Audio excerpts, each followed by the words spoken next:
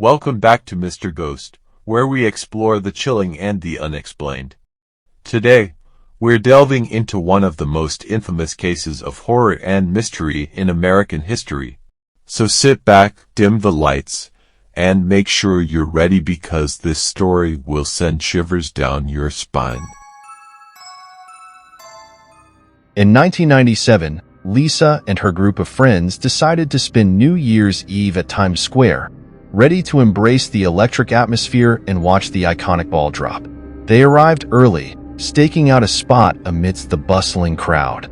The square was alive with anticipation, laughter, music, and the distant glow of neon lights. But as the night deepened, something felt off to Lisa. Around 11 p.m., as the crowd pressed tighter together, Lisa's mood shifted from excitement to unease. Standing only a few feet away, she noticed a pale, gaunt man dressed in an old-fashioned, three-piece suit, the kind that looked like it belonged in the early 20th century. His eyes were hollow and lifeless, locked onto her with an unnerving intensity. "Do you see him?" Lisa whispered to her friend Sam, pointing discreetly toward the man. "See who?" Sam asked, looking around. The spot Lisa pointed to was empty. Lisa laughed nervously, brushing it off, but every time she glanced around, the man seemed to reappear. He was always a few feet away, always watching. No matter how tightly packed the crowd became, he seemed to slip through it with ease, weaving closer and closer to her. The countdown to midnight was nearing, and the energy around her was electric. Yet Lisa couldn't shake her growing fear.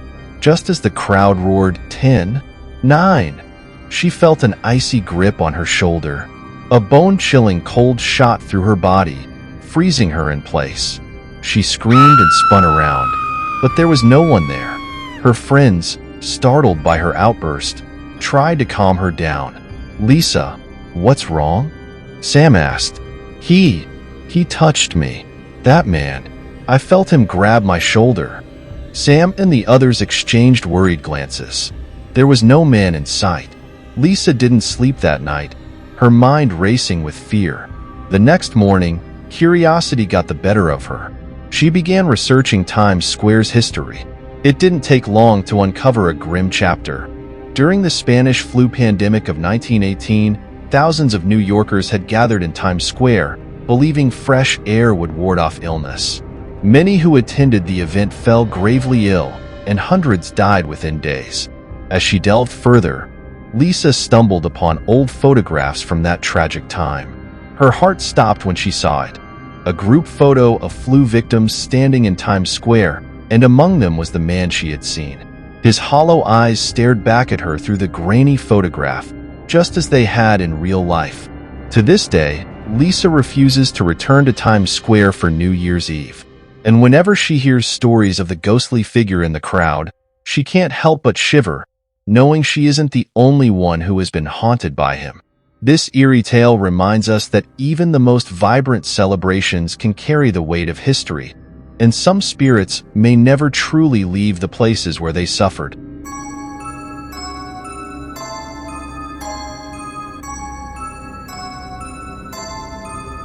In 2014, the Johnson family moved into a charming but isolated 19th-century farmhouse in rural Michigan. It was a fresh start for them, an escape from the bustle of the city to a life surrounded by snowy fields and quiet nights. For their first New Year's Eve in the new home, they planned a cozy celebration, board games, hot cocoa, and a crackling fire in the living room. As midnight approached, Mrs. Johnson suggested a tradition she had once read about: lighting a candle and gazing into a mirror to reflect on the past year. It seemed harmless enough, a whimsical way to welcome the new year. Their 12-year-old son, Danny, volunteered to go first. They placed an antique mirror, discovered in the house's attic, on a table and lit a single candle. The flickering light cast eerie shadows on the walls. Danny leaned in, his young face illuminated by the soft glow. For a moment, he was silent, his eyes fixated on the mirror. Then, suddenly, he let out a choked sob and stumbled back, tears streaming down his cheeks. "What's wrong?" Mr. Johnson asked, rushing to his son's side. "There was someone behind me," Danny stammered. "In the mirror. A shadowy man, with glowing red eyes." Mrs. Johnson exchanged a nervous glance with her husband, but tried to reassure Danny. "It's just the candlelight playing tricks on you," she said, though her own voice wavered. To prove there was nothing to fear, Mrs. Johnson took her turn. She leaned toward the mirror, staring into its depths. At first, she saw only her own reflection and the faint, warm glow of the candlelight. Then, her breath hitched. A tall, dark figure began to take shape in the reflection, its outline faint but unmistakable. The figure stood just behind her, its crimson eyes glowing like embers. She froze, unable to look away, as an icy chill crept up her spine. "Do you see it?" she whispered, her voice barely audible. "See what?" Mr. Johnson asked, stepping closer. "The man," she murmured. "He's right behind me." Panicked, Mr. Johnson blew out the candle, plunging the room into darkness. They covered the mirror with an old blanket and tried to laugh off the experience, chalking it up to overactive imaginations and the unsettling ambience of the old house. But the next few weeks proved otherwise. Late at night, they began hearing soft, deliberate footsteps in the attic above their bedrooms. Doors that had been securely shut would swing open with violent force. The faint sound of whispers echoed through the house, though they could never locate the source. One evening, as Mrs. Johnson folded laundry in the basement, she felt a cold breath on her neck. Spinning around, she found herself face to face with the same dark figure, its glowing red eyes piercing through the gloom. By the end of January, the family was at their breaking point. They packed what they could into their car and left the house, abandoning it entirely. They never returned, convinced that something malevolent lingered in the old farmhouse. To this day, the house remains uninhabited. Locals whisper about strange lights in the windows and shadows moving inside. Some say the mirror is still there, waiting for the next curious soul to peer into its depths and meet the man in the mirror. This chilling tale serves as a reminder. Some traditions are best left in the past, especially when they involve mirrors and flickering candlelight. In 2008, Sarah and Jake were excited to celebrate. First New Year's Eve as new homeowners in a quiet Colorado neighborhood. They'd recently moved in and didn't know their neighbors well, but they were eager to make connections. On the morning of December 31st, they found a handwritten invitation slipped under their door. New Year's Eve party, 9 p.m., house 2 doors down. Come celebrate with us. It seemed like the perfect opportunity to meet people.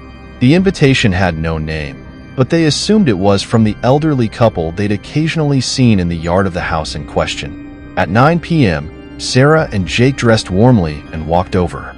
However, when they arrived, the house was completely dark. No music, no chatter, just an eerie stillness.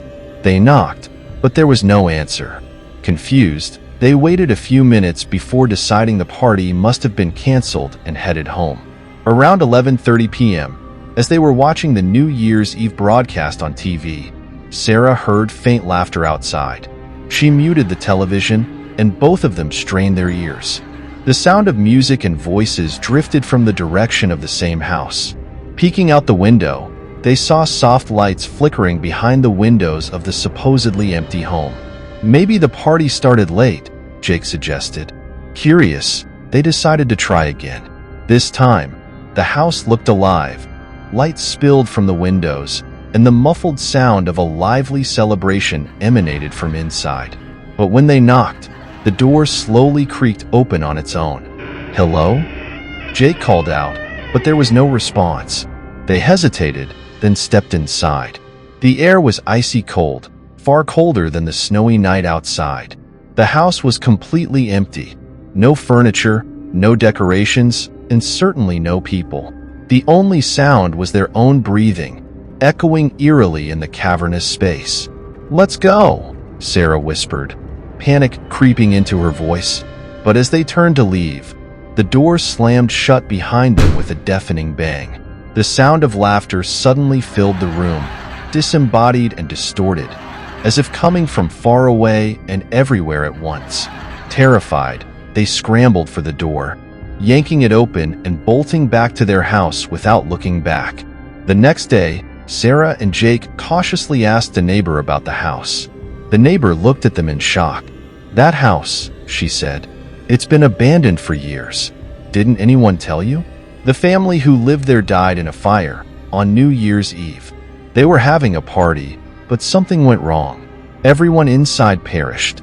No one's lived there since. Sarah and Jake felt a chill run down their spines. They never saw lights or heard sounds from the house again. But every New Year's Eve, they made a point of staying far away from that dark, empty home. Neighbors say that every so often, a new family in the area receives an invitation to a party that never happens, at a house long since consumed by tragedy.